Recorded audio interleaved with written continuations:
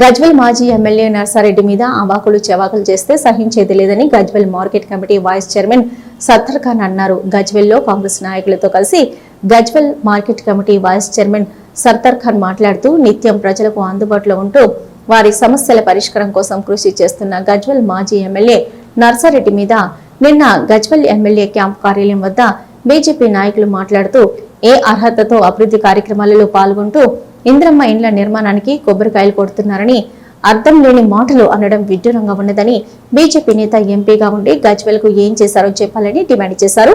ప్రజలకు అందుబాటులో ఉంటూ ప్రజల్లో మంచి గుర్తింపు తెచ్చుకున్న గజ్వెల్ మాజీ ఎమ్మెల్యే నర్సారెడ్డిని విమర్శించే నైతిక హక్కు బీజేపీ నాయకులకు లేదని, మళ్లీ నర్సారెడ్డి మీద విమర్శలు చేస్తే ఊరుకునేది లేదని హెచ్చరించారు.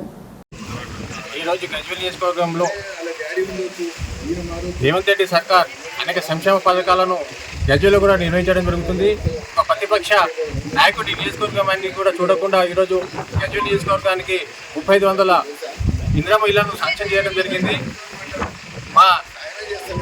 మా ప్రజలు ఓటు వేసి గెలిపించిన ఎమ్మెల్యే ఆచూకీ లేకపోతే కాంగ్రెస్ పార్టీ ఇన్ఛార్జిగా ఉన్నటువంటి మా నాయకుడు నరసన్న గారు ప్రజా సమస్యలపై పోరాటం చేస్తూ ప్రజలతో మమేకమవుతూ ప్రజల కోసం పనిచేస్తుంటే ఈరోజు పనికి మాలిన ప్రతిపక్షాలు లేదంటే వాళ్ళ నాయకుడు రోడ్డుకి రాడు, ఆ ఎంపీ కనబడాడు, ఎమ్మెల్యే కనబడాడు, ప్రజలలో తిరుగుతున్నటువంటి నర్సారెడ్డి గారిని ఏదో అవాకులు చెవాకులు పెళ్ళుతూ తమ పైశాచిక ఆనందాన్ని పొందుతున్నారు.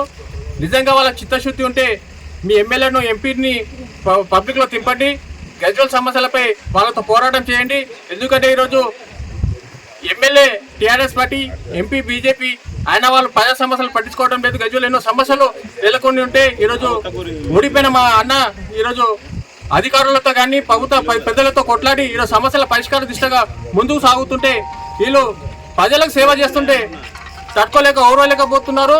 ప్రజలకు వీళ్ళు సేవ చేసే ఆలోచన లేదు. ఎవరైనా చేస్తే కూడా వాళ్ళను కాల్పట్టి లాగే ప్రయత్నం చేస్తుండ్రు. ఈ గజ్వెల్ ప్రజలు గమనించి ఇలాంటి ప్రతిపక్ష నాయకులకు తగిన బుద్ధి చెప్పాలని సందర్భంగా మనవి చేస్తున్నారు.